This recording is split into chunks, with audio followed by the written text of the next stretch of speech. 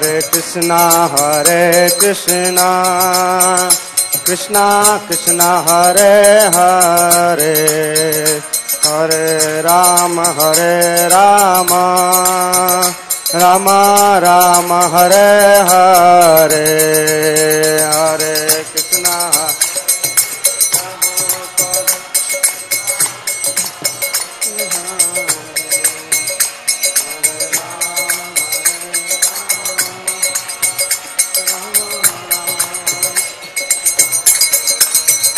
Jaya Prabhupada, Prabhupada, Prabhupada, Jaya Prabhupada.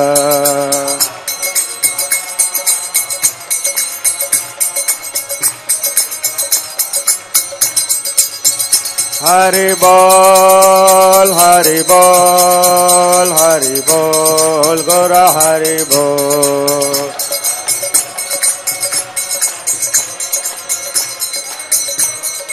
Nitai गौर प्रेमानंदे।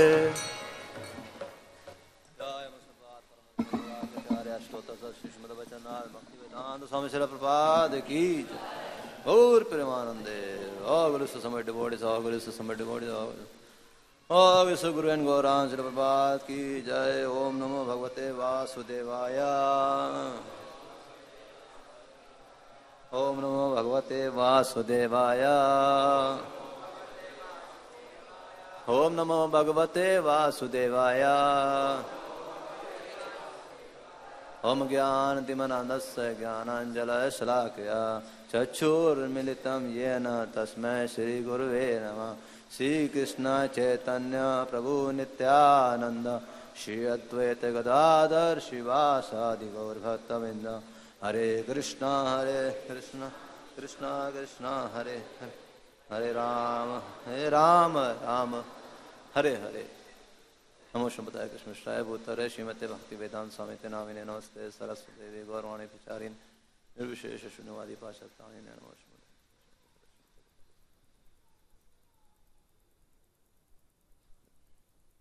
हरे कृष्णा। सो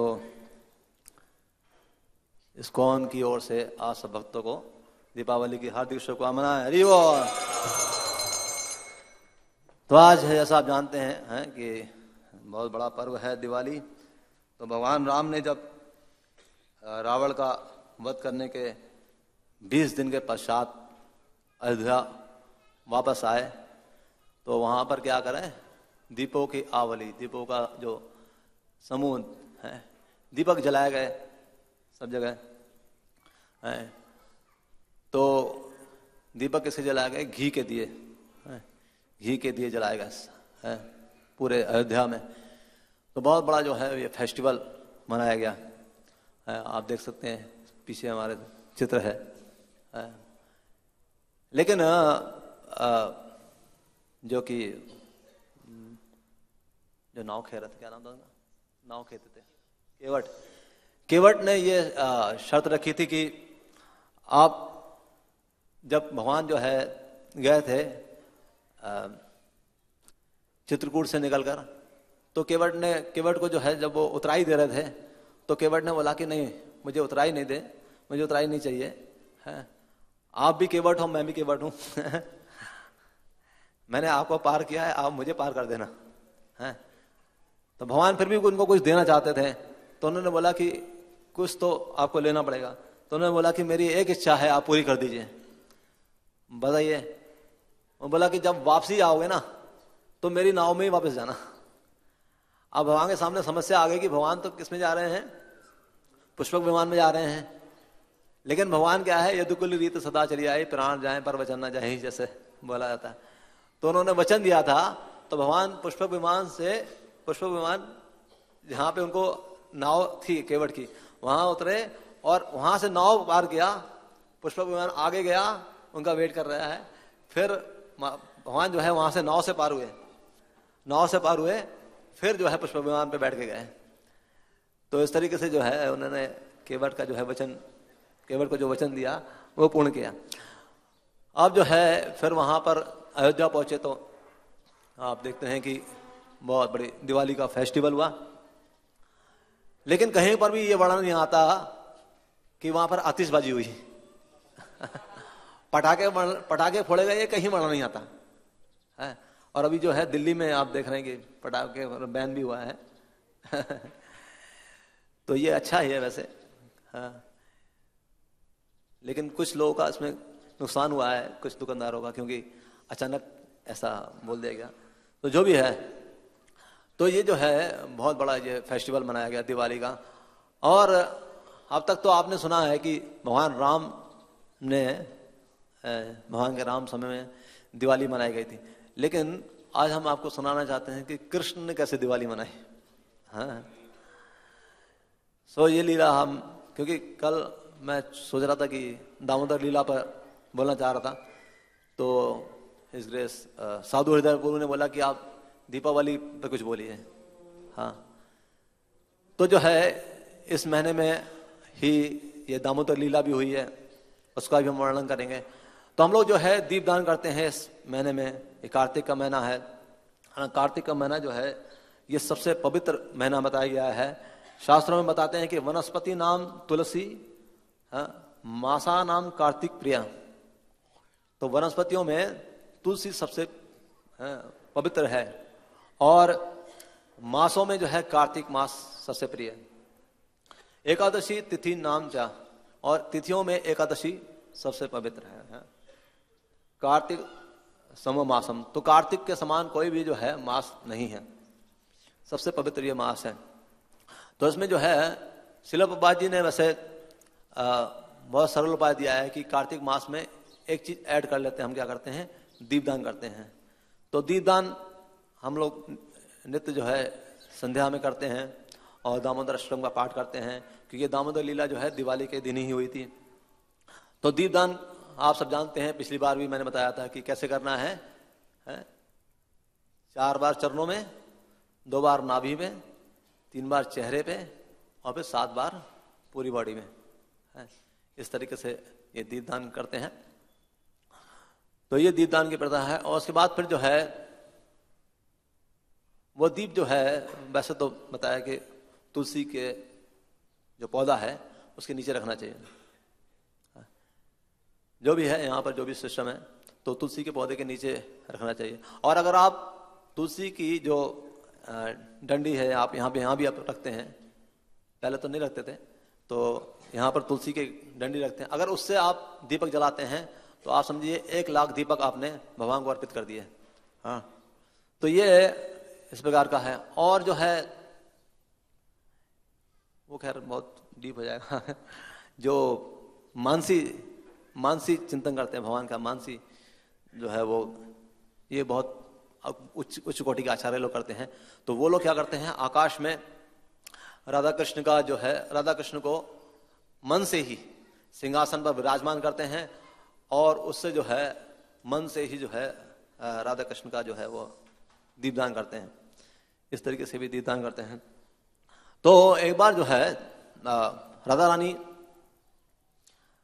रानी जो है, उन्होंने दिवाली आई, आज का दिन आया दिवाली का, तो राधा रानी जो है वो अपनी अटारी पे चढ़ जाती हैं, महल के अटारी पे चढ़ जाती हैं, और वहां पर जो है वो उन्होंने देखा कि उनका दृष्टि नंद भवन की हो जाती है। नंद भवन की जो गौशाला है, क्योंकि कृष्ण जो है वहां पर आते हैं गोदोहन करने के लिए। तो वो राधा रानी जो है बार बार जो है उनकी दृष्टि उस गौशाला की तरफ पड़ती है, क्योंकि नंद भवन वहां से दिखता है बरसाने से। तो वो जो है दीपक जलाती हैं, लेकिन बार बार ध्यान जो है उनका गौशाला की ही ओर रहता है। और जो है वो इतना जो है वो उसमें मग्न होती हैं कि वो कई बार दिया जला ही नहीं पाती हैं। बार बार जो है वो कृष्ण का ही जो है इंतजार करती रहती हैं। और फिर ललिता जी आती हैं, ललिता जी जो है उनको दीपक देती हैं। और रूप मंजरी आती हैं, रूप मंजरी पानी की जो है वो जग लेके आती हैं, बार बार उनको हाथ धुलाती हैं। और फिर गुण मंजरी आती हैं। गुण मंजरी जो है वो, गुण मंजरी आप जानते हो ना कौन है गुण मंजरी? रूप मंजरी रूप गोस्वामी हैं, जो अपने फॉर्म में है। और गुण मंजरी गोपाल भट्ट गोस्वामी है, गोपाल भट्ट गोस्वामी ना। तो गुण मंजरी जो है वो आती हैं, तो वो पुष्प लेके आती हैं, तो थाली में जो है वो प्रदीप बनाते हैं, वो दीपक जैसे आपने देखा हो, जो सीनियर डिवोटी होते हैं वो प्रदीप लगाते हैं और बीच में जो है पुष्प रखते हैं। तो राधा रानी इस तरीके से जो है आकाश के देवता की जो है वो आराधना करना चाहती हैं, लेकिन क्योंकि कृष्ण के ध्यान में वो इतना मग्न होती हैं कि वो कर नहीं पाती हैं आराधना। बार बार कभी दीपक जलाती हैं तो दीपक जला नहीं पाती हैं, और प्रदीप भी जो है सही से सजा नहीं पाती हैं। फिर अंततः वो प्रार्थना करती हैं आकाश के जो देवता हैं उनसे कि मुझे क्षमा कर दें, हे देव, मैं चाहती थी कि आपकी विधिवत पूजा की जाए है और आपको जो है ये अर्पित किया जाए, दीपदान किया जाए, परंतु मैं कर नहीं पा रही हूँ ऐसा है। मेरा ध्यान जो है सारा, अगर मैं दीपक देखती हूँ तो मुझे कृष्ण देखते हैं, तो उनको कैसे जला सकती हैं वो, और बत्ती उड़ाती हैं तो उसमें कृष्ण नृत्य करते देखते हैं, मैं क्या करूं। तो फिर राधा रानी कहती हैं कि बहुत परेशान हो जाती हैं, तो वो सोचती हैं कि ये जो है सेवा मैं आज ललिता को दे देती हूँ, ललिता जो है मेरे स्थान पर पूजा करेगी। तो वो ललिता को पुकारती हैं, श्याम सुंदर, श्याम सुंदर। पुकारती ललिता को है, लेकिन उनके मुख से श्याम सुंदर निकलता है। तो राधा रानी जो है हताश हो जाती हैं कि मैं आपकी पूजा नहीं कर सकती। मैंने सोचा कि मैं आपकी पूजा करके कृष्ण के लिए मंगल कामना करूंगी, लेकिन हे देव मुझे क्षमा करना, मैं ये नहीं कर पा रही हूँ। और इस बीच जो है ललिता जी जो हैं वो देखती हैं राधा रानी की विवशता, हाँ, और उतने में एक उनकी सखी कुंदवली आ जाती है। कुंदवली आ जाती है तो राधा रानी का हाथ पकड़ती है और राधा रानी को बोलती हैं कि चलो नंद भवन की ओर। क्यों नंद भवन की ओर? यहाँ पर जो है इतना पहरा है। कहती मैंने सारा इंतजाम कर दिया है, अब चलो। तो राधा रानी बहुत प्रसन्न हो जाती हैं, और इतना प्रसन्न हो जाती हैं कि वो जिस हालत में होती हैं उसी हालत में भागने लगती हैं। तुरंत जो है वो भवन से नीचे उतरती हैं। तभी रूप मंजरी देखती हैं कि उन्होंने चुन्नी नहीं ओढ़ी है, राधा रानी ने चुन्नी नहीं ओढ़ी है, वो इसी अवस्था में चली गई। तो रूप मंजरी जो है पीछे से जाती हैं चुन्नी लेकर और राधा रानी को वो चुन्नी उड़ा देती हैं। तो ये जो मंजरियाँ होती हैं बहुत दक्ष होती हैं। तभी हम लोग डेली जो है मंगल आरती में हम लोग आते हैं ना, तत्रादि दक्षात अति वल्लभस्य निकुंज यौनो रति केली सिद्ध या लिबीर तेरा बेक्षणिया तत्रादि दक्षात अति वल्लभस्य वंदे गुरु श्री चरणारविंदम। तो ये जो है ये मंजरियाँ होती हैं बहुत दक्ष होती हैं सेवा में। उनको पता होता है कि क्या आवश्यकता है राधा रानी की जो लीला में है क्या आवश्यकता है, तो वो तुरंत पूरी करती हैं, एक इशारे से ही या बगैर इशारे के भी वो पूरी करती हैं। तो राधा रानी को जो है वो इस तरीके से चादर उड़ाती हैं। तो राधा रानी जो है वो उपवनों से होते नंद भवन की ओर पहुंचती हैं। और जब नंद भवन की ओर पहुंचती हैं तो उन्होंने देखा कि वहां पर बहुत प्रकाश ही प्रकाश था, क्योंकि दिवाली थी। स्थान स्थान पर जो है वो दीपक जल रहे थे, और नंद का भवन तो अत्यंत प्रकाशित था, बहुत सौंदर्यवान हो रहा था। क्यों? क्योंकि जो है कृष्ण स्वयं दीपक जला रहे थे, स्थान स्थान पर दीपक जला रहे थे। कृष्ण के साथ मधुमंगल और सुबल भी हैं।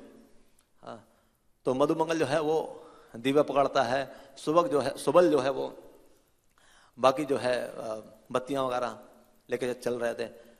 तो लेकिन यशोदा माता जो है बड़ी बेचैन थी, वो बार बार बोलती हैं कि जाओ देखो कहीं उसका हाथ न जल जाए। धनिष्ठा को बोलती हैं, धनिष्ठा जाओ देखो कहीं उसका हाथ न जल जाए, अभी वो बच्चा है।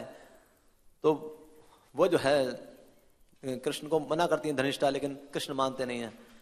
फिर जो है यशोदा माता स्वयं जाती हैं और बोलती हैं कि बस बस बहुत हो गया, दीपक बहुत सज गए, बहुत प्रकाश हो गया, अब रहने दो, तुम्हारा हाथ जल जाएगा। तो कृष्ण बोलते हैं अरे इतना दीपक मैंने जला दिया, 800 दीपक हो गया मेरा। हाँ ये गिनता जा रहा है, बस सुबल गिनता जा रहा था, कह रहे गिनता जा रहा है 800 दीपक हो गए हैं, 800 दीपक जल गए तो हाथ जलाना है, अब कहाँ हाथ जलेगा। बोलती है लाला मान जा, लेकिन वो ना मानता है। तो फिर जो है वो चले माता जो है यशोदा रुक जाती हैं और उसको देखती रहती हैं। कि माता का जो हृदय है वो देखती रहती हैं कि कहीं कुछ ऐसा अनिष्ट ना हो जाए। फिर जो है कृष्ण बहुत दूर चले जाते हैं, लगभग उनकी आंखों से ओझल होने लगते हैं। तब जो है यशोदा माता को रहा नहीं जाता और यशोदा जो है भाग के जाती हैं और बोलती हैं बस बस लाला बस बस, भागती जाती हैं। तब उतने में ही जो है श्रीमती राधा रानी प्रवेश कर जाती है नंद भवन में। तब जो है ये यशोदा माता उनको देखती हैं कि राधा रानी आ गई है। वो बहुत प्रसन्न होती हैं, उनको गले से लगाती हैं, उनके माथे को चूमती हैं और बोलती हैं तू अच्छा हो गया, अच्छा हुआ तू आ गई हैं अपनी सखियों के साथ। अब जो है हमारा काम जल्दी हो जाएगा, क्योंकि हमने जो है बहुत सारी मिठाइयाँ बनानी हैं, बहुत सारा सामान बनाना है। मैं सोच रही थी कि कैसे इतना पकवान तैयार होंगे। तो ये जो है दिवाली के दिन जो आदान प्रदान किया जाता है गिफ्ट का या पकवान वगैरह मिठाई वगैरह, तो उसका भी उल्लेख आता है शास्त्रों में। तो इस तरीके से जो है वो फिर राधा रानी को कहती हैं कि अरे राधा रानी तू आ गई। जैसे ही जब ये कृष्ण सुनते हैं राधा रानी आ गई, जैसे सुनते हैं तो उनके हाथ में जो दीपक था वो छिड़क जाता है। तो फिर वो उसका जो तेल है उनके कपड़ों पे लग जाता है। तो कपड़े जो है उन्होंने नए कपड़े पहने होते हैं, जैसे दिवाली के दिन सब लोग पहनते हैं नए कपड़े। तो उन्होंने जो है तो छेद छिड़ जाता है। तो वो कृष्ण भागते हुए आते हैं, कहते हैं कि अरे मैया मैया मैया तूने सही बोला है, अब मैं दीपक नहीं जलाऊंगा। हाँ हाँ हाँ तूने सही बोला, मैं तेरा देख कहना नहीं माना ना, कितना नुकसान हो गया, सारा कपड़ा खराब हो गया, मेरे हाथ से दीपक छिड़क गया। अरे ये तो अच्छा हुआ हाथ जला नहीं। हाँ अब तू मुझे क्षमा कर दे, मैं तेरा कहना नहीं माना, अब तेरी सब बात मानूंगा। अब तो मानेगा ही। तो फिर जो है वो फिर राधा रानी की दृष्टि कृष्ण में पड़ती है और कृष्ण की दृष्टि राधा रानी में पड़ती है। तो दोनों जो है अपलक एक दूसरे को देखते रहते हैं। तो राधा रानी की जो पिपासा थी वो जो है अब तृप्त हो रही है कृष्ण को देखकर। फिर जो है राधा यशोदा बोलती है कि चलो चलो चलो पाकशाला में, चलो रसोई में, चलो चलो अब हम लोग जो है वो बनाते हैं, पकवान बनाते हैं। तो राधा रानी और कुंदवली को बोलती है कुंदवली जाओ उसको ले जाओ, दिखाओ पाकशाला। तो कुंदवली जो है सखियों के साथ, सब सखियों के साथ जाते हैं और वहां पर जो है पाकशाला में भोजन तैयार करने लगते हैं। लेकिन जो है राधा रानी जो है बार बार पाकशाला से भी कृष्ण का दर्शन करती रहती हैं, कृष्ण को ही उनकी आंखें खोजती रहती हैं। तो बोलते हैं कि आप जल्दी करो, इतने में शांडिल्य मुनि आने वाले हैं, तो हम लोग जो है पूजा करेंगे। तो फिर बाद में जो है ये पकवान तैयार होते हैं और पूजा होती है लक्ष्मी नारायण की। हाँ लक्ष्मी नारायण की पूजा करते हैं वो, आज के दिन लक्ष्मी नारायण की पूजा करते हैं। अब ये गणेश लक्ष्मी जी कहाँ से आ गए इसका पता नहीं, हमें कोई पता नहीं है। गणेश लक्ष्मी जी के साथ गणेश जी कहाँ से आ गए?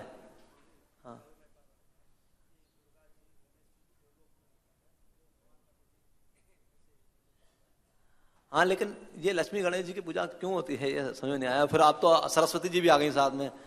हाँ कल मेरा भाई आया था, वो बोला था कि अरे मैं बड़े अच्छे गणेश जी लेके आया हूँ जिसके ऊपर शेषनाग जी भी हैं। तो गणेश जी के ऊपर शेषनाग जी कैसे आ गए? ये मतलब ऐसे बिगड़ता बिगड़ता बिगड़ता बिगड़ता पता नहीं कहाँ तक ये पहुंचता जाएगा। हाँ पूरे इनका परिवार भी बढ़ता जा रहा है। और नहीं भी बढ़ रहा होगा तो हमारे बहुत ही जगत वाले बढ़ाते जा रहे हैं इनका, तो वो तो कमाई के लिए कर रहे हैं। लेकिन ये ऐसा पता नहीं कहाँ से ये ऐसा वर्णन हो गया है, क्योंकि हमारे हिंदुस्तान में कई चीजें ऐसी हैं जो हम लोग मना रहे हैं लेकिन पता नहीं क्यों मना रहे हैं। जैसे रक्षाबंधन है, रक्षाबंधन पता है क्यों मनाया जाता है? क्या हुआ था रक्षाबंधन के दिन? किसी को पता है रक्षाबंधन क्यों मनाया जाता है? भाई बहन की रक्षा करेगा। क्या रक्षा करेगा? वो तो ज़रा खुद रक्षा नहीं, उसकी रक्षा नहीं हो रही, क्या रक्षा करेगा? ये रक्षाबंधन वास्तव में क्या है कि बलराम जी जो हैं वो उनके हाथ में डोरी बांधी जाती थी और वो डोरी गुरु जी अपने शिष्यों को बांधते थे कि उनको बल मिले। बलराम जी है ना, बलराम जी का आशीर्वाद मिले, उनको बल मिले, किसमें? भक्ति में और स्वास्थ्य में बल मिले। इसलिए जो है वो गुरु अपने शिष्यों को बांधा करते थे। बिगड़ते बिगड़ते बिगड़ते पता नहीं क्या बहन भाइयों पे आ गया है, पता नहीं। हाँ तो इसका कहीं भी उल्लेख नहीं आता है कि ऐसा रक्षाबंधन कब ये स्टार्ट हुआ है। तो वो होता था रक्षाबंधन, वो बंधन मानते थे बलराम जी का है, उससे कह रही बलराम जी आपकी रक्षा करें। तो गुरु जो है आशीर्वाद दिया करते थे।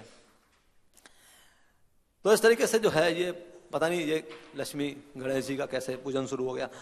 तो जो भी है, तो यहाँ पर जो है क्या कर रहे हैं, कृष्ण जो है वो लक्ष्मी नारायण की पूजा कर रहे हैं। और शांडिल्य मुनि जी आए। शांडिल्य मुनि जी जब कृष्ण के दर्शन किए तो उनकी आंखों से, नेत्रों से जो है वो अश्रु प्रवाहित होने लगे। हाँ, और उन्होंने फिर पुरोहित बने और उन्होंने जो है पूजा आरंभ की। और वहां पर फिर एक देवर्षि नारद भी आ गए। देवर्षि नारद भी जो है आशीर्वाद देने के लिए, और दिवाली कृष्ण के साथ मनाने के लिए देवर्षि नारद भी आ गए। समय बहुत हो रहा है। तो फिर ये पूजा आरंभ होती है और फिर जो है राधा कृष्ण जो है आमने सामने बैठते हैं। सब लोग जो है आते हैं, तो राधा कृष्ण भी आते हैं, राधा रानी भी आ जाती हैं अपनी सखियों के साथ पूजा करने के लिए। तो फिर जो है फिर से पुनः उनका मिलन होता है, आंखों आंखों में मिलन होता है। तो फिर जो है पूजा जब समाप्त होती है तो शांडिल्य मुनि को जो है दान दिया जाता है। शांडिल्य मुनि को दान देते हैं। देवर्षि नारद मुनि भी आते हैं, देवर्षि नारद मुनि को भी दक्षिणा दी जाती है। और फिर देवर्षि नारद मुनि जो है वो अब उनका जाने का समय हो गया, तो देवर्षि नारद मुनि भी बहुत विरह में रोने लगते हैं और चले जाते हैं वहां से। फिर शांडिल्य मुनि भी चले जाते हैं। फिर जो है नंद बाबा बोलते हैं कि चलो राजभवन में भी हम लोग जो है आज दिवाली मनाएंगे। तो कृष्ण को, अब दाऊ जी को और मधुमंगल सखा को लेके वहां से चले जाते हैं और यहाँ पर ऑर्डर देते हैं कि आप लोग जो है वो प्रसाद तो वहां पर जो है उसके बाद यज्ञ के बाद जो है वो भोजन लीला शुरू होती है। सब भोजन पाने लगते हैं। तो कृष्ण जो है बहुत प्रसन्न होते हैं, क्योंकि स्वयं राधा रानी ने अपने हाथ से भोजन बनाया था, वो इतना सुंदर भोजन था। कृष्ण बहुत प्रसन्न होते हैं। फिर जो है कुछ सबने प्रसाद पा लिया, तो यशोदा माता जो है कुछ पकवान लेके राधा रानी के मुख में देती हैं कि राधा रानी तुम पाओ, तुमने बहुत सेवा किया, बहुत मेहनत किया, तो पाओ। तो राधा रानी संकोच करती हैं, नहीं मैं अभी ना पाना चाहती है। तो फिर यशोदा माता को समझ में नहीं आता कि क्यों नहीं पाना चाहती है। लेकिन जो सखियां होती हैं वो कहती हैं माता तू चिंता ना कर, हम जाको खिला देंगे, तू जा, तू सेवा कर, हम खिला देंगे, जो भी लाइए छोड़ दें। वो छोड़ देती हैं। तब जो है कुछ सखियां क्या करती हैं, जो राधा रानी की अभिलाषा थी, क्या थी अभिलाषा, कृष्ण का उच्चिष्ट की जो प्लेट है राधा रानी उसमें खाना चाहती थी, उससे अपना व्रत तोड़ना चाहती थी। तो फिर कुछ सखियों ने जो क्या करा, वो कृष्ण की प्लेट लाए, तो उसमें जो है राधा रानी को भोजन दिया गया। तो राधा रानी और सखियों ने वो भोजन किया। फिर नंद बाबा जो है उनको लेके जाते हैं राजभवन की तरफ। तो राजभवन की तरफ चले जाते हैं। तो अब फिर जो है वो बिछड़ जाते हैं राधा कृष्ण। तो अब राधा रानी कहती हैं कि बहुत समय हो गया है, संध्या हो गई है, अब मुझे जाना पड़ेगा घर। तो फिर ठीक है, यशोदा माता बोलती हैं ठीक है। तो एक डायमंड की रिंग जो है वो उनको देती हैं। तो राधा रानी लेना नहीं चाहती हैं, कहती है नहीं नहीं मुझे ये नहीं चाहिए। लेकिन यशोदा माता बहुत आग्रह करती हैं, राधा रानी अस्वीकार करती हैं। तो बोलेंगे देखो ये कृष्ण की, वैसे तो ये कृष्ण की डायमंड ये रिंग है, अब उसको आई नहीं है, तो उसने फेंक दी। राधा रानी कहती हाँ दो। तो राधा रानी जो है ले लेती हैं। फिर वो राधा रानी उसको ग्रहण कर लेती हैं। फिर जो है वो जब जाने लगती हैं तो उतने में मधुमंगल आता है। मधुमंगल बोलता है हे ललिता तू कहाँ जा रही है। ये ललिता और मधुमंगल बहुत आपस में मजाक करते रहते हैं, बहुत आपस में, खास तौर से सखियों में ललिता जी बहुत मजाक करती रहती हैं। तो फिर वो बोलते हैं ललिता तू कहाँ जा रहे तुम लोग। तो अरे हमने राजभवन में इतना बढ़िया वो किया है, दीपों का श्रृंगार किया है, तुम देखोगी नहीं। कहती है अरे एक बंदर ने श्रृंगार किया, उसका श्रृंगार क्या देखना, जा यहाँ से, हम नहीं देखेंगे तेरा श्रृंगार। फिर बोलता है कि अरे देखो मैंने और कृष्ण ने सबने मिलकर श्रृंगार किया है। तो राधा रानी के मन में आता है कि मैं जाऊं, एक तो कृष्ण के हाथों से श्रृंगार देखेंगे और स्वयं कृष्ण को देखेंगे। लेकिन वो कहती हैं ऊपर से बोलती हैं नहीं रहने दो। फिर माता यशोदा बोलती हैं कि देखो ये मधुमंगल भी मेरा बेटा है, मैं उसको अपने बेटे की तरह प्रेम करती हूँ, तो ये बेचारा इतना आग्रह कर रहा है तो तुम मान जाओ। तो सबके मन में तो पहले से शादी कहती है, चलो आपने बोल दिया चलो। तो सब चले जाते हैं, वहां पर देखते हैं कि बहुत सुंदर राजभवन में दीपों से श्रृंगार किया गया था। फिर जो है वो क्या करते हैं, फिर राधा कृष्ण का पुनः मिलन होता है, और बाद में जो है फिर वो फिर राधा रानी वहां से चली जाती हैं और फिर जो है अपने भवन में चली जाती हैं, और इस तरीके से जो है वो दिवाली मनाते हैं अपने भवन में। तो ये जो है हुआ राधा रानी और कृष्ण की दिवाली का वर्णन। बहुत बहुत बड़ी व्याख्या है, लेकिन क्योंकि हमें अभी दामोदर लीला की तरफ भागना है, इसलिए हम यहीं पे समाप्त करते हैं, इसको हम नाम देते हैं। तो ये जो दामोदर लीला है ये भी आज के दिन ही हुई थी। आप सबों ने ये कथा सुनी रखी है कि जो गोपियां होती हैं वो क्या करती हैं, गोपियां बहुत उल्हाना करती हैं। कृष्ण क्या करते हैं, हमारे घरों में आता है और माखन चोरी करता है। हालांकि उनका कोई ऐसा भाव नहीं था कि माखन चोरी कर लिया तो क्या है, वो तो बहुत खुश होती थी, लेकिन कृष्ण को वो देखने के लिए आती थी सिर्फ, और कृष्ण क्या क्या बहाने बनाता है ये सुनने के लिए आती थी। हाँ, क्योंकि कृष्ण से इतना अटैचमेंट था। मक्खन क्या चीज है, हाँ, मक्खन क्या है। तो फिर वो इस तरीके से बहाना बनाने आती थी कि यशोदा माता को बोलने की देखो ये जो कृष्ण है ना, ये बहुत ही जो है शैतानी करने लगा है। अब ये क्या करता है, हमारे घर में आता है और माखन की चोरी करता है, और बछड़ों को क्या करता है, असमय पे खोल देता है। हम बोलते हैं बछड़ों को तुमने क्यों खोल दिया, तो कहता है तेरा ही बछड़ा है ना, मेरा थोड़ी है, मैं थोड़ी अपना बछड़ा आके तेरे को दूध पिला दिया। तेरा बछड़ा अगर तकड़ा होगा है तो ये दूध पिएगा, तगड़ा होगा तो अच्छा सा दूध देगा, तो तेरा ही लाभ होगा ना, मेरा इसमें क्या लाभ है। तो इस तरीके से ये ऐसी सी बातें करता है। फिर क्या करता है फिर क्या करता है कि बच्चे जो सोते होते हैं उसको चूटी मार देता है। हाँ, और बच्चे रोने लगते हैं। हाँ, और माखन जो है, ये तो माखन को पता नहीं कैसे देख लेता है, चाहे हम कहीं भी रखती हैं। है तो माता यशोदा बोलती है तो थोड़ा सा ऊपर रख दो, बच्चा है पहुंच नहीं पाएगा। अरे इसका दिमाग इतना तेज हो गया ना, माखन खाते खाते ये डंडा लेके आता है और सीधा उस पर ऐसा एक छेद मारता है कि सीधा इसके मुख में आके गिरता है माखन। है इस तरीके से जो है ये शैतानी करता है। तो फिर अच्छा, फिर तो आप काफी ऊपर रख दो, डंडा भी ना पहुंच पाए। अरे फिर ये क्या करता है, सब ग्वाल बालों को ये क्या कहते हैं उसको बनाता है, ये रस्सी जैसे है, पिरामिड बनाता है। तो पिरामिड बना लेता है तो उसमें चढ़ जाता है, वैसे कर लेता है। तो माता यशोदा बोलती है तो तुम अंधेरे में रख दो। कहती है अंधेरे में रख दें, अरे अंधेरे में रखते हैं तो भी ये देख लेता है, इसके गहने गहने बड़े चमकते हैं, तो गहने उतार दो, तुम गहने उतार दो।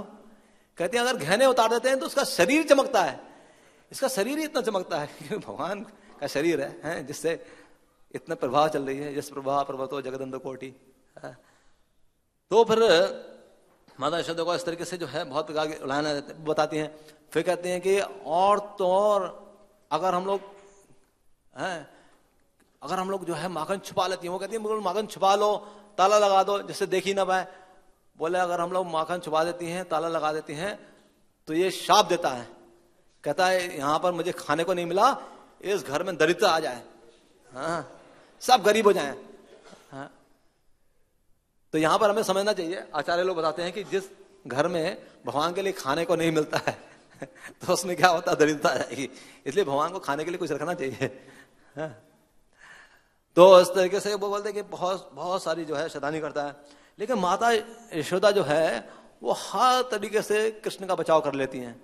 हाँ, क्योंकि उसकी माता है, कृष्ण जो है उनके पीछे छिपे रहते हैं। हाँ, तो और कृष्ण को पूरा विश्वास होता है कि माता यशोदा मुझे बचा लेगी, हाँ, इनको किसी तरीके से टाल देगी। तो फिर जो है माता यशोदा पर जब कोई प्रभाव नहीं पड़ता है तो बेचारी वो सारी गोपियां हताश हो जाती हैं। तब ये बाहर निकल के आता है, कहता है ले उंगली दिखाता है ले। तो फिर वो गोपियां चली जाती हैं इस तरीके से। तो जो ये लीला है बाबू जी, वो है क्या, वो जो हम लोग पढ़ते हैं लीला, दामोदर लीला। हाँ तो आपने सुना होगा कि जो ये लीला है दामोदर अष्टकम की लीला है। हाँ,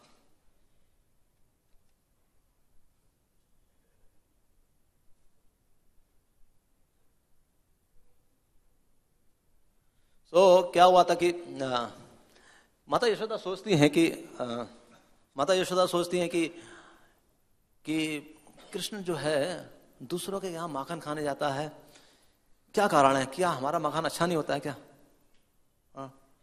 हो सकता है हमारा माखन अच्छा नहीं हो। तो फिर दिवाली के दिन, आज के दिन, माता यशोदा क्या करती है,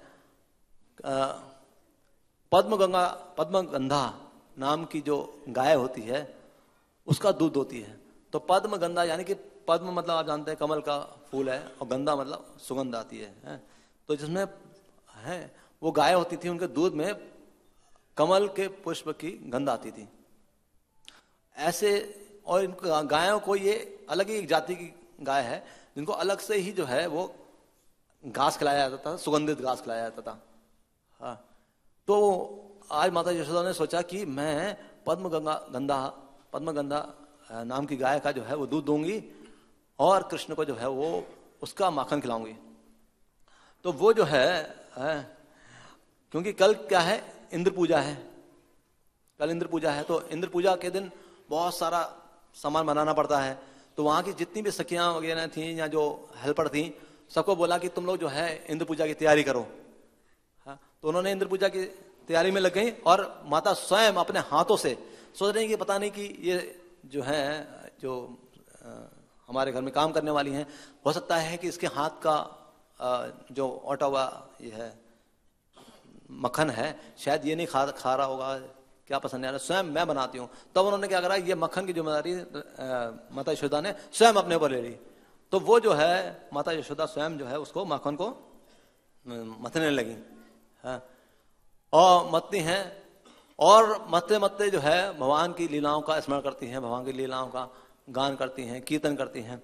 तो ये याद रखना चाहिए कि सेवा के साथ साथ आचार्य लोग बोलते हैं कीर्तन होना चाहिए, चाहे आप मन मन में करें, लेकिन सेवा के साथ साथ कीर्तन करना चाहिए। तो माता यशोदा जो है ये स्वयं अपने आचरण से दिखा रही हैं।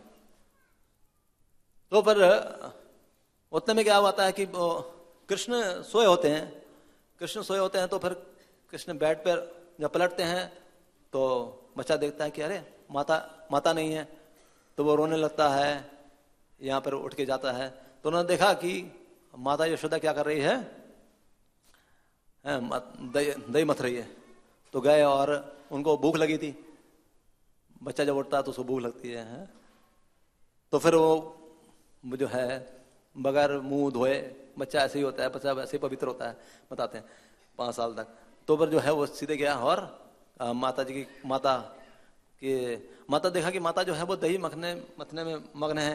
और उन्होंने बोला भी, लेकिन माता क्योंकि उनकी लीलाओं का गान कर रही हैं आंख बंद करके, तो वो देखा भी नहीं कि कृष्ण आ गए हैं।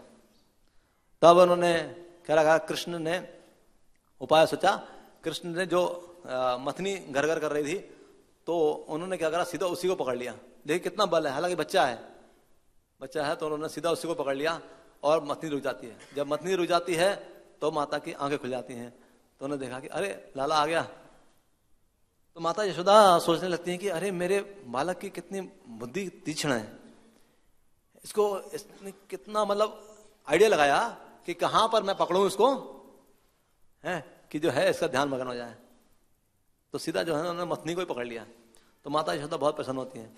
तब कृष्ण जो है उनकी गोदी में चला जाते हैं और स्वयं अपने हाथों से स्तन को निकाल के वो कंचुकी से स्तनपान करने लगते हैं। तो फिर जो है माता यशोदा इस तरीके से बहुत आनंदित होती हैं और माता यशोदा जो है उनको दुग्धपान करा रही हैं। अब वो किसी माता हैं, कृष्ण की माता हैं। कृष्ण के उदर में क्या है, कृष्ण के उदर में पूरा ब्रह्मांड है, तो क्या कृष्ण तृप्त होंगे? और वो कृष्ण की भी मां है, तो उसके स्तन में कितना दूध है, उसमें भी अनंत कोटि दूध है। तो वो जो है दूध पिलाती जा रही हैं और कृष्ण पीते जा रहे हैं। तो जो वहां पर जो दूध रखा हुआ था अग्नि पर, तो उन्होंने दूध ने देखा, आध्यात्मिक जगत में जो है सब कुछ चिन्मय है। तो दूध ने देखा कि अरे ये माता जो है कृष्ण को दूध पिला रही हैं, कृष्ण तरफ नहीं हो रहे हैं, और ना माता जो है, माता का दूध कम हो रहा है। तो फिर मेरे जीवन का क्या लाभ है? मेरे जीवन का क्या लाभ है? मैं जो है कृष्ण के काम नहीं आ सकता, तो फिर मुझे क्या करना चाहिए? आत्महत्या कर लेना चाहिए। हाँ? तो अगर कृष्ण के काम नहीं आ रहे हैं तो आत्महत्या कर लीजिए। ऐसा मत करना भैया। मतलब कृष्ण की सेवा में ही जो है सबको लगना चाहिए। अगर कृष्ण की सेवा अगर नहीं मिल रही है या कृष्ण के हम लोग भजन नहीं कर रहे हैं, तो वो हमारा क्या होना चाहिए? आत्महत्या के समान होना चाहिए। तो हमेशा जो है भगवान के लिए कुछ ना कुछ करते रहना चाहिए। तो फिर दूध ने सोचा कि यार ऐसे जीवन का क्या लाभ कि जो कृष्ण के काम ना आए, तो इससे बढ़िया तो मर जाना ही अच्छा है। तो वो क्या कर रहा है? उफान आ गया, उसमें उफान आ गया और वो आग में प्रवेश करने जा ही रहा था, तभी माता यशोदा का ध्यान चला गया है। देखा तो उन्होंने कि अरे दूध जो है वो क्या करना है, उबल चुका है और गिरने वाला है। तो माता यशोदा ने तुरंत उसको उतार के कृष्ण को और दूध को उठाने के लिए चली गई। उतने में जो है कृष्ण बहुत बिगड़ गए। कृष्ण ने सोचा कि यार मैं जिसके लिए धाम छोड़ के आया वो मुझे छोड़ के चली गई है? अरे थोड़ा सा दूध गिर जाता तो क्या हो जाता, कितनी कंजूस है ये। तो फिर कृष्ण जो है बहुत रुष्ट हो जाते हैं, नाराज हो जाते हैं। तो उन्होंने क्या करा, पास में ही एक मसाले की, जो मसाले को जैसे कूटते हैं, मसाले से कूटते हैं, मसाले को कूटते हैं ना जिस पत्थर से, वो पत्थर रखा हुआ था। तो उस पत्थर को उठाया और देखिए कितने बुद्धिमान है। उन्होंने सोचा कि अगर मैं ऊपर मारूंगा, क्योंकि वहां पे खाली स्थान है, खाली पे अगर लगेगा तो बहुत आवाज होगी और माता यशोदा भाग आएगी। तो उन्होंने नीचे मारा, पत्थर को नीचे मारा, ताकि क्या हुआ कि आवाज कम हो, क्योंकि वहां भरा हुआ था, नीचे भरा हुआ था। तो सीधा नीचे मारा। हाँ, तो सारा जो है वो क्या हुआ, अभी क्योंकि पूरा ऑर्डर नहीं गया था, गाढ़ा नहीं था, पतला ही था अभी है दही, तो पतला था। तो क्या हुआ, सारा बह गया। अब बह गया तो हमने देखा अरे भाई, अभी इनके दिमाग में आया कि माता यशोदा अगर देख लेगी तो मुझे मारेगी है। फिर भागना चाह रहे थे, भागा तो देखा कि सारा दही है, कैसे भागूंगा, इसको लाऊंगा कैसे। फिर जो है लाना चाह रहे थे, अब जो कि 3 पग से पूरे ब्रह्मांड को नाप लिया जिसने, अब वो जो है सोच रहे हैं कि ये कैसे लांगा जाए, लेकिन कोई उपाय नहीं था उनके पास। तो फिर वो उसी पर जो है भाग गए, उसी पे भाग गए। और उन्होंने ये नहीं सोचा कि मेरे पीछे पीछे मेरे निशान भी आ रहे हैं, पीछे पीछे दही के निशान आ रहे हैं। तो वो जब भाग के क्या करे, एक ओखल पे जाके बैठ गए, ओखल पे जाके बैठ गए। और वहां पर जो है उन्होंने क्या करा कि वहां पे माखन रखा हुआ था, माखन को जो है वो खाने लगे और बंदरों को भी बांटने लगे। और ये दिखाना चाह रहे थे माता यशोदा को कि ठीक है, तो मुझे अगर ताजा माखन नहीं दे हुए, मुझे भूख लगी है तो मैं बासी खाऊंगा, बीमार पड़ूंगा, क्योंकि आखिर हट हो गया। तो इस तरीके से वो ओखल के ऊपर बैठ जाते हैं। वो माता यशोदा आती है, माता यशोदा देखती है अरे ये हो, समझ जाती है कि सारा काम किसका है। तो फिर माता यशोदा देखती हैं कि कैसे इसे पकड़ा जाए। देखा कि उनके पदचिन्ह थे, तो पदचिन्हों के सहारे वो समझ जाती हैं, ये देखती है कि वहां बैठा होता है, माखन खाता होता है। तो माता के है एक छड़ी उठा लेती हैं। तब जो है वो कृष्ण देखते हैं और तुरंत वहां से भागते हैं। और फिर जो है वो ये सतवत मुनि जो है, उन्होंने ये जो है ये लिखा है दामोदर अष्टकम। तो यहाँ से हम लोग जब वर्णन कर रहे हैं, पता नहीं कहाँ तक हम लोग उल्लेख कर पाएंगे, सिर्फ 15 मिनट का हमारे पास समय है। तो यहाँ बता रहे हैं कि नमामि ईश्वरम सच्चिदानंद रूपम। तो मैं नमस्कार कर रहा हूं उस ईश्वर को, किस ईश्वर को, जो रस्सी से बंधे हुए हैं, दामोदर। नमामि ईश्वरम सच्चिदानंद रूपम, जिसका रूप है सत्य चित आनंद से पूर्ण है। तो ऐसे ईश्वर को क्या कर रहा हूं मैं, प्रणाम कर रहा हूं। लसत कुंडलम गोकुले भ्राजमानम। तो जो कुंडल कैसे हैं उनके, चमकते हुए कुंडल, हाँ, चमकते हुए कुंडल जो है वो पहने हुए हैं। और गोकुले भ्राजमानम, गोकुल के क्या है वो, गोकुल में वो शोभायमान हो रहे हैं। गोकुले भ्राजमानम यशोदा व्यो लूक लादवमानम। तो यशोदा के भय से, यशोदा भ्यू है, यशोदा के भय से उलूक से, ओखल से क्या करे, उन्होंने भागे हैं, उकुल से कूद कर क्या है भागे हैं। हाँ, तो परम अमृष्ट अत्यंत ततो धुर्त गोप्या। तो माता यशोदा क्या है, उससे भी तेज दौड़कर, द्रुत मतलब उससे भी तेज, गोपिया मतलब यशोदा माता, तो माता यशोदा जो है उससे भी तेज दौड़कर क्या करा, उसको पकड़ लिया। और उन्होंने पकड़ा कहां से, आगे से पकड़ा है, पीछे से नहीं पकड़ा।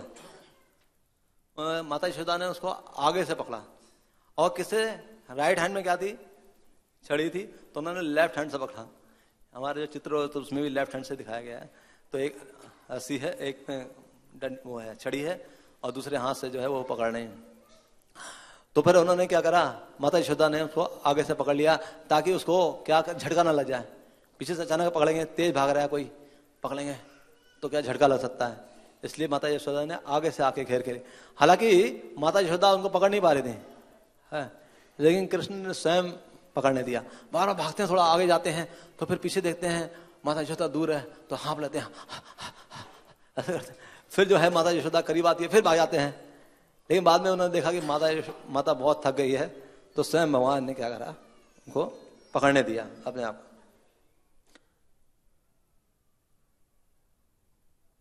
रुदम तम मुहुर नेत्र युगम में जंत, अब पकड़े गए हैं, पकड़ गए हैं, तो आप क्या कर रहे हैं, रुदम तम, अब इनका रोना शुरू हो गया।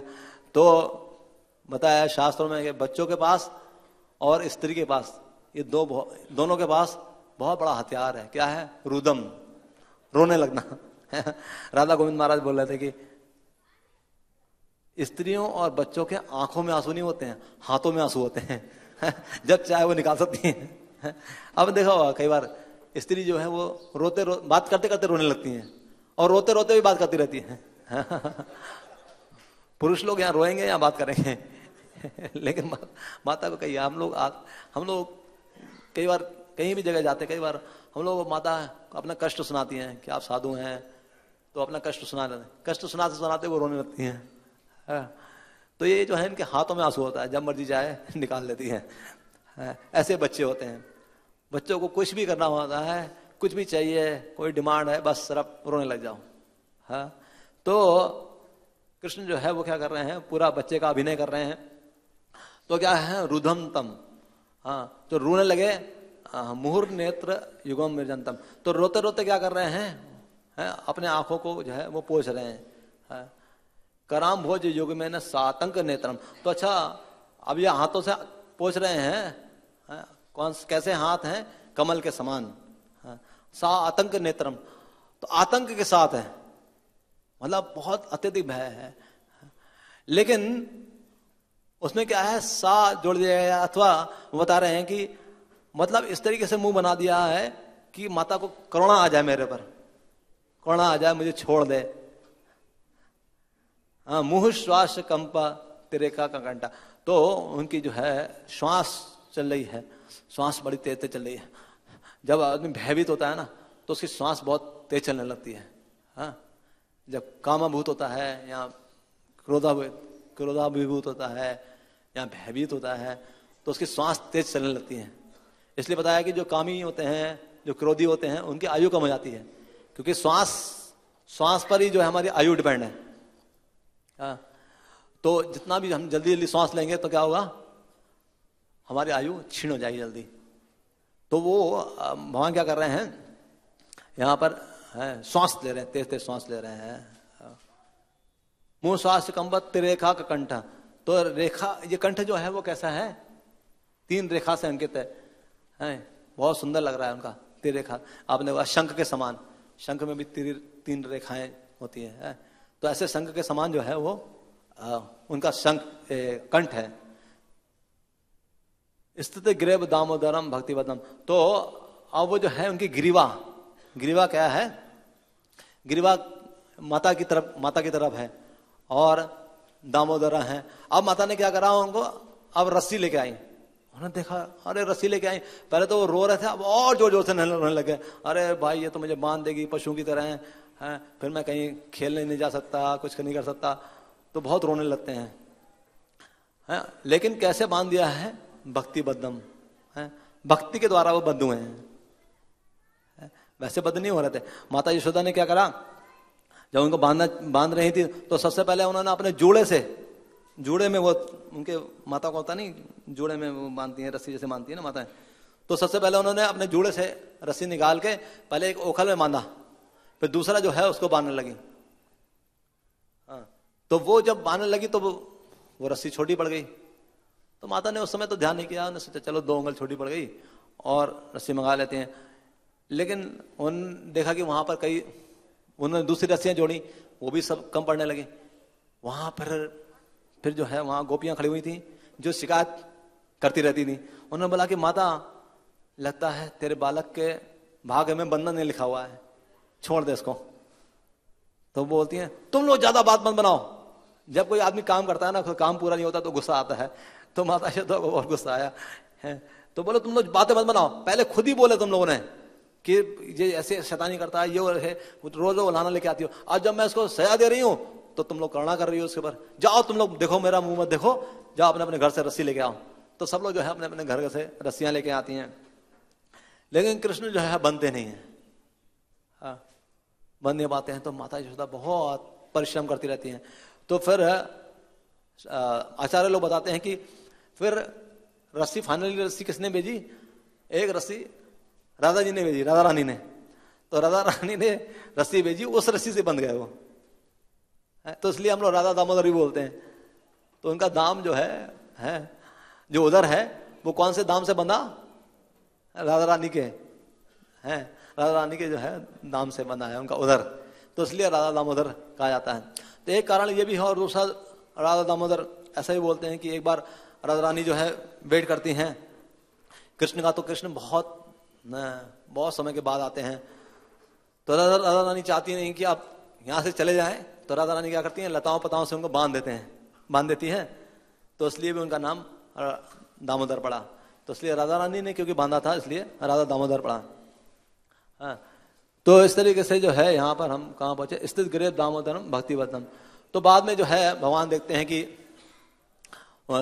यशोदा माता के प्रयास से और सेवा से भगवान बन जाते हैं, भगवान स्वयं बन जाते हैं। तो इति इद्रक स्वलीला विरानंद कुंडे। हाँ, तो बता रहे हैं कि इस प्रकार की अपनी लीलाओं से, स्वलीला फिर आनंद कुंडे। तो जो कि जो है कैसी लीलाएं हैं, जो आनंद का कुंड है। अब आनंद का यहाँ समुद्र नहीं बोल रहे हैं, सत्यवत मुनि समुद्र नहीं बोल रहे हैं, क्योंकि समुद्र जो है खारा होता है। वैसे तो भगवान के आनंद समुद्र से तुलना की, आनंद अबुद्धिवर्धनम प्रतिपदम पूर्णामृता स्वादनम। लेकिन यहाँ पर जो है सत्यवत मुनि जो है वो कुंड से तुलना कर रहे हैं कि उनको अच्छा नहीं लगा होगा शायद। उन्होंने सोचा कि यार समुद्र से क्या तुलना की जाए, कुंड से तुलना कर रहे हो कि आपकी इतनी आनंदपूर्ण लीला है, इतनी दृक्ष लीला मेरा आनंद कुंड है कि ये आनंद कुंड है जिसमें जो है क्या हो रहा, स्वघोषम निमज्जनम आख्यापयंतम। तो स्वघोषम यानी कि अपने जो ब्रजवासी हैं, जो अपने भक्त हैं, स्वघोषम निमज्जनतम यानी कि उनको आप निमज्ज करवा देते हैं, यानी कि मज्ज का मतलब होता है नहलाना। तो ऐसी अपनी आनंदपूर्ण लीलाओं से आप अपने भक्तों को निमज्ज करवा देते हैं, यानी कि नहला देते हैं। आख्यापयंतम, हाँ आख्यापयंतम, पर उसका प्रचार करते हैं। हाँ, उसका प्रचार करते हैं, ऐसी लीलाओं का जो है प्रचार करते हैं। भक्त लोग प्रचार करते हैं, यहाँ पर ब्रजवासी प्रचार करते हैं कि आज उन्होंने ऐसी लीला की है। तो स्वघोषम यानी कि उनके जो भक्त हैं, जब भगवान उनकी लीलाओं को अपनी लीलाओं के द्वारा उनका नहला देते हैं तो उनका प्रचार करते हैं।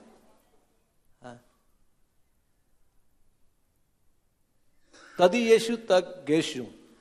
अब यहां पर बता रहे हैं कि तद येषु है, ईशु जो आपको ईश्वर मानते हैं, तदेशु तगेशु है, जो आपको ईश्वर जानते हैं, गे मतलब जानना होता है, भक्तिर्ज तत्तम है, तो उनको दिखाना चाहते हैं आप। जो आपको ईश्वर मानते हैं, जैसे शिव जी हैं, ब्रह्मा जी हैं, इंद्र हैं, वो क्या भगवान को मानते हैं कि कंट्रोलर हैं, परम भगवान हैं, ऐसा मानते हैं। तो उनको भगवान दिखा देना चाहते हैं, क्या क्या दिखाना चाहते हैं, भक्तिर्ज तत्तम, मैं भक्ति के द्वारा जीता जाता हूं। माता यशोदा मेरी माँ है, तो उन्होंने क्या करा, मुझे भक्ति से जीत लिया, ना कि बड़े बड़े स्तुतियों से है। ये क्या करा उन्होंने, मुझे भक्ति से जीत दिया। हाँ। तो ये जो है पुनः प्रेम तत्व शतावती वंदे, तो ऐसे जो है भगवान को मैं शत शत बार प्रणाम करता हूं, पुनः पुनः बार बार प्रणाम कर रहे हैं सतुमुनि। वरम देव मोक्षम न मोक्षम वधीमा, कि हे देव, मैं किसी पे जाकर वर नहीं चाहता हूं आपसे, ना मोक्ष चाहता हूं, और जो ना मोक्ष के निकट हैं, यानी कि सिद्धि हो गई, योग वगैरह से जो प्राप्त होने वाले लाभ हैं, यहाँ पर स्वर्ग की प्राप्ति हो गई है, तो मोक्षाम वधीमा, जो मोक्ष के निकट है, ना मोक्ष ना मोक्षाम वधीमा, ना चानम, मैं ये नहीं चाहता हूं। हाँ, वेड़े हम वरे शाद पिया, हे वरों को देने वाले, हे वरों को देने वाले, मैं आपसे ये नहीं चाहता हूं। क्या नहीं चाहता हूं? मोक्ष नहीं चाहता हूं, और जो मोक्ष के निकट है उसको भी नहीं चाहता हूं। हे वरों को देने वाले, इदम ते, अब क्या चाहते हो? भगवान पूछे फिर चाहते क्या हो? तो वो बता रहे हैं, इदम ते वपुरनाथ गोपाल बालम, ये जो आपका वपुर है नाथ, इदम ते वपुरनाथ, हे नाथ, जो आपका ये वपु है, जो ये शरीर है, वपु मतलब शरीर, जो ये वपु है, गोपाल बालम, गोपाल बालम है, जो गोपाल यानी कि नंद बाबा के जो पुत्र हैं, नंद बाबा के आप जो पुत्र हैं गोपाल बालम, ये जो आपका शरीर है, सदा में मनस्या विरासता के मन है, ये मेरे मन में हमेशा बसता रहे, मैं ये चाहता हूं। अब क्या करें, इदम ते मुखाम भोजम अत्यंत नीलेर, हाँ, ये जो आपका जो मुख है, मुखाम भोज, जो कि कमल के समान सुंदर है, इदम ते, और नीलेर, नीले अथवा काले, इसमें कुंतले, वृतम कुंतले, काली अलकावली है इसमें जो काली अलकावली है, कुंतले स्निग्ध कृष्ण गोप्या,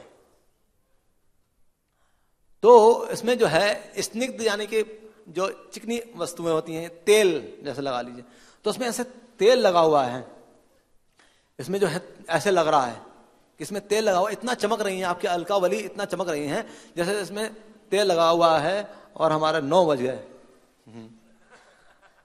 क्या करें?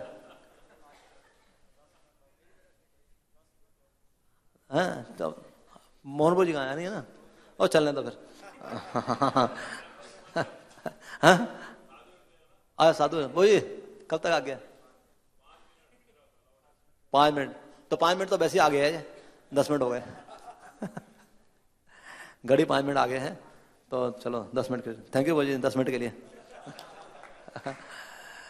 तो अच्छा, ये क्या कह रहे हैं कि मन ने, इदम ते मुखाम भोज अत्यंत नीलेर वितम कुंतले स्निग्ध अकृष गोपिया, तो ये जो है आपके जो है जैसे तेल से चमक रहे हो ऐसे, हालांकि तेल लगा हुआ नहीं है उनके, तो स्वयं अलकावली वैसे ही प्रकाशित है। अलकावली समझते ना, बाल जो है भगवान के, स्निग्ध वक्रश गोप्या, तो गोप्या माता यशोदा क्या कर रही हैं, मुंह चुंबितम, तो माता यशोदा क्या कर रही हैं, उनके मुख को चूम रही हैं, ऐसे मुख को चूम रही हैं जो कि कैसा लग रहा है, मुखाम भोजम, जो कि आपका जो है कमल का सदृश है, ऐसे मुंह को चुम्बितम, चुम रही हैं, बिंब रक्ताम धर्म में, और आपके जो अधर हैं, अधर में जो आपके अधर हैं वो कैसे हैं, बिंब भल के समान है, लाल अधर हैं, रक्ताम में तो बिंब समल के समान है, और रक्त जैसे अधर्म में अधर हैं जो आपके, तो आपने देखा ना बिंबपल कितना लाल होता है, देखा हुआ ना, एकदम हाँ, और देखा तो मैंने भी नहीं है मान जाओ क्या लिखा तो मान जाओ संत वही है जो शास्त्रों में लिखा है मान जाए प्रभु जी ने देखा है वो आपको बताते हैं। हाँ अच्छा, कुंदरू आपने देखा ना, कुंदरू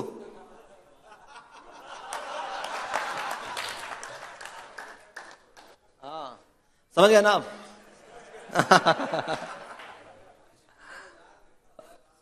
चलो लाल रंग मान लो, लाल रंग देखा नहीं उसी को मान लो। कुंदरू आप खाते भी हैं, हमारे बनता है कुंदरू बनता है ना, तो उसका फल बता रहा कोई है। अच्छा हाँ, अच्छा उसको बोलते हैं, उसको विम एप्पल बोलते हैं। हाँ, तो आप किचन में जाके देख सकते हैं, कभी कुंदरू आएगा तो कई बार लाल लाल भी आता है, वो पक जाता है ना। चलो आप समझ जाओ, बस समय नहीं है। तो विक्ताम धर्म में तो ये जो है, ऐसा जो आपका मुख है, तो वो क्या है, मनस्या विरास्ताम मलम लक्ष्य लाभ है।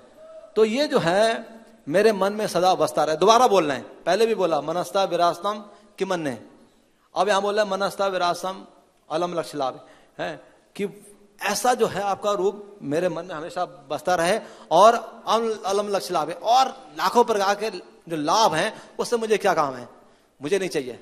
हाँ, तो आप भी मत मांगना कोई किसी प्रकार का लाभ, ऐसा जो है मन में बसा रखिए। अगर वास्तव में कृष्ण को अगर हम मन में बसा लेंगे तो दूसरे लाभ की चिंता भी नहीं होगी। हाँ, अभी हमें 9 बजे इसकी चिंता है समय की।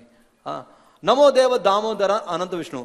तो हे दामोदर, हे देव, हे दामोदर, हे विष्णु, हे प्रभु, हाँ, मैं आपको नमस्कार करता हूं। दुख जालाब्दी मग्नम, मैं दुखों के जाल से घिरा हुआ हूं। हाँ? अरे भाई, अभी तो तुम कह रहे थे भाई तुम ये गोपाल बाल मेरे मन में बसा रहा है, अब दुख कहां से आ गया? मान लो कृष्ण पूछ लें, अभी दुख कहां से आ गया? तो हे देव, हे दामोदर, हे प्रश्न दुख जालाब्दी में, तो अब मैं क्या करूं? तो आप वो कह रहे हैं कि अगर है आप एक कृपा करो मेरे से। क्या करें? कृपा दृष्टि वृष्ट अति दीनम बता दो, मेरे पर कृपा दृष्टि की वृष्टि, वर्षा कीजिए। अति दीनम बतानू, मैं बहुत दीनहीन हूं, तो मेरे पर कृपा दृष्टि कीजिए। मैं दुखों के सागर से घिरा हुआ हूं, दुखों के जाल में फंसा हुआ हूं। दुख जालाब्दी मग्नम, कृपा दृष्टि वृष्ट अति दीनम बतानू, घृणाणेश माम कमे विदृश्या। तो मुझे जो है आप इस तरीके से ग्रहण करो, और ये जो दृश्य है मेरे मन में बसा रहे। अच्छा, अब आता है कुबेर आत्मा जो बद मूर्ति यदवत। कुबेर के जो पुत्र हैं आत्मज, कुबेर के जो पुत्र थे, कुबेर आत्मा जो बद मूर्ति भी यदवत, तो वो जो है आपने उनका उद्धार कैसे करा? बंदे बंदे उद्धार कर दिया आपने। कृष्ण खुले हुए नहीं थे उस समय, बंधे हुए थे। वो तो उखल लेके आ गए, उन्होंने 2 पेड़ों के बीच में फंसा दी और खींच दिया, वो दोनों पेड़ गिर गए। अब वो तो मुक्त हो गए, ये अभी बंधे हुए हैं। अब देखिए पहली बार ऐसा हो रहा है। हमेशा बद्ध जीव जो हैं वो मुक्त भगवान की स्तुति करते हैं। अब यहां उल्टा हो रहा है, भगवान बद्ध हैं, वो दोनों जीव मुक्त हैं, तो अब मुक्त जीव भगवान बद्ध की जीवा स्तुति कर रहे हैं। यहां उल्टा हो रहा है। तो वही बता रहे हैं, क्या कह रहे हैं? कुबेर आत्मजो बद्ध मूर्देव यद्वत, कि आपने जो है बंदे कुबेर के आत्मजों को, पुत्रों का जो है उद्धार किया। तो या मोचित भक्ति भाजो करते जा, और आपने उनको मोक्ष कर दिया और उद्धार कर दिया, और भक्ति से भर दिया उनको। भक्ति भाजो करते जा, उनको भक्ति से सराबोर कर दिया। और जो कुबेर के पुत्र थे वो भी नहीं चाहते थे कि भगवान को जो है वो मुक्त किया जाए। तो वहां पर आचार्य बड़ा अच्छा जो है व्याख्या करते हैं। कहते हैं कि जो कुबेर के पुत्र थे उन्होंने देखा कि भगवान क्या है? सगुण है। सगुण यानी कि जो गुण मतलब रस्सी, तो सगुण यानी कि रस्सी के साथ हैं, रस्सी से बंधे हुए हैं, सगुण। और एक सगुण का मतलब क्या होता है? जो भगवान का जो ये रूप है, रूप भगवान का रूप है। और निर्गुण का मतलब होता है जो इसको निराकार बोलते हैं, निर्गुण बोलते हैं, ऐसा बोलते हैं। तो भगवान, जब कुबेर आत्मजों ने देखा कि भगवान बंधे हुए इतने सुंदर लग रहे हैं, तो उन्होंने भगवान से सोचा कि भगवान सगुण ही अच्छे लग रहे हैं, इनको निर्गुण करना अच्छा नहीं है, यानी कि इनको खोलना अच्छा नहीं है यानी कि निराकार करना अच्छा नहीं है, सगुण ही अच्छे लग रहे हैं। तो कुबेर आत्मा ने, हालांकि वो खोल भी नहीं पाते क्योंकि वो जो है भक्ति से बंधे हुए हैं भगवान। तो या मोची तो भक्ति भाजो करते तथा प्रेम भक्ति स्वकाम में प्रिय अच्छा न मोचे गिरो में स्थित दामोदर है। तो इस प्रकार की जो है प्रेम भक्ति मुझे प्रदान करिए है, और मैं किसी प्रकार का आपसे मोक्ष की कामना नहीं करता हूं, हे दामोदर। नमस्ते स्तु दामने स्फूर दीप्ति दामने, तो मैं जो है नमस्कार कर रहा हूं, है उसको स्तुति कर रहा हूं, प्रणाम कर रहा हूं। किसका? दामने, उस रस्सी का, रस्सी को प्रणाम कर रहे हैं। नमस्ते तो दामने है, तो फिर उस रस्सी को क्यों प्रणाम कर रहे हो भाई? क्योंकि इसकी कृपा से ही आपका नाम दामोदर पड़ा और ये लीला जो है घटित हुई। दामोदर क्यों नाम पड़ा? दाम उधर से मारा गया ना, तो उसको प्रणाम करते हैं कि ये इसकी कृपा है, इस दाम की कृपा है, इस रस्सी की कृपा है कि ये लीला जो है मैं इसका चिंतन कर पा रहा हूं, तो इसको मैं नमस्कार कर रहा हूं। नमस्ते तु दाम ने, स्फुरा दीप्ति दाम ने। और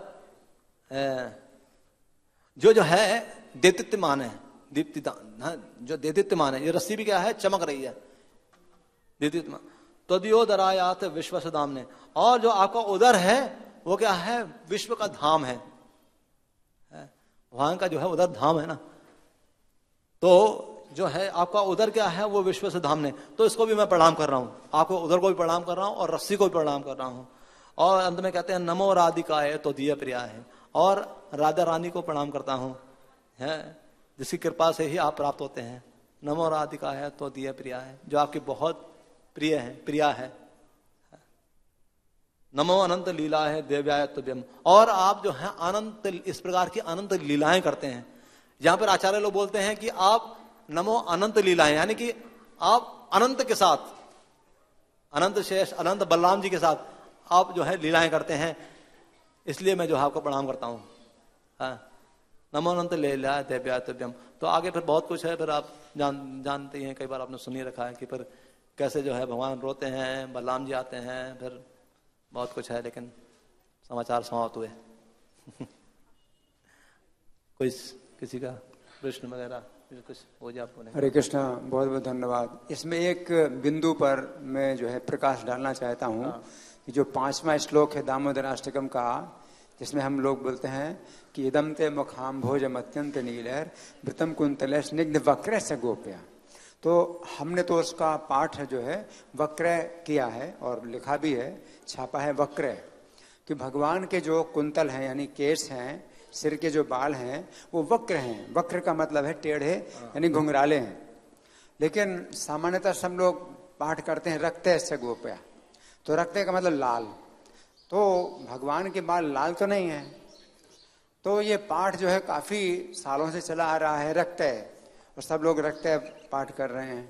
लेकिन मेरा सुझाव है कि अगर बहुत सालों से कोई जो है पाठ में अगर कुछ त्रुटि हो रही है तो उसको सुधारा जाए, क्योंकि वक्र ये पाठ हो ही नहीं सकता है, रखते है ये पाठ हो नहीं सकता है, क्योंकि भगवान के जो बाल हैं ये लाल नहीं है।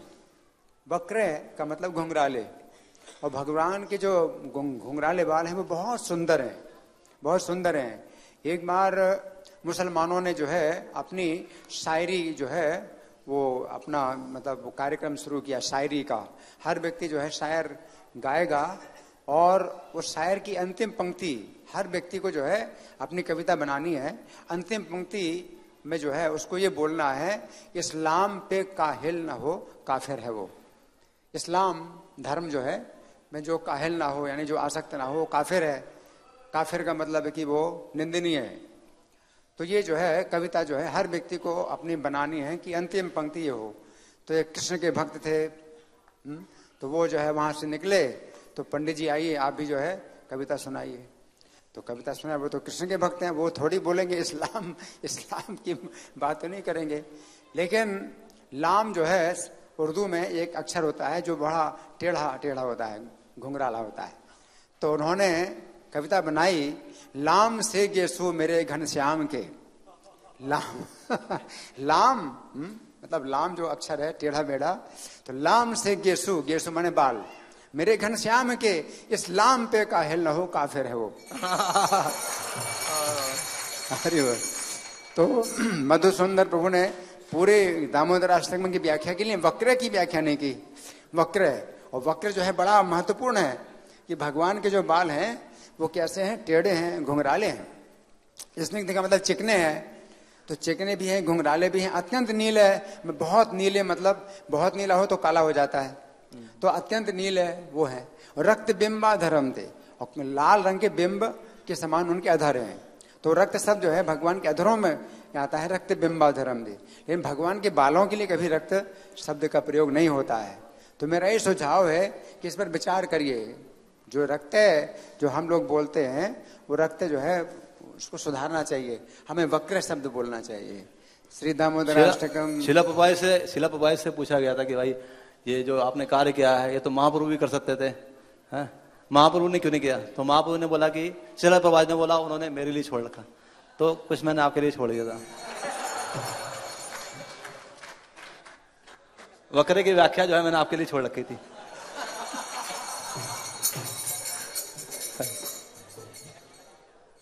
शिला प्रभात की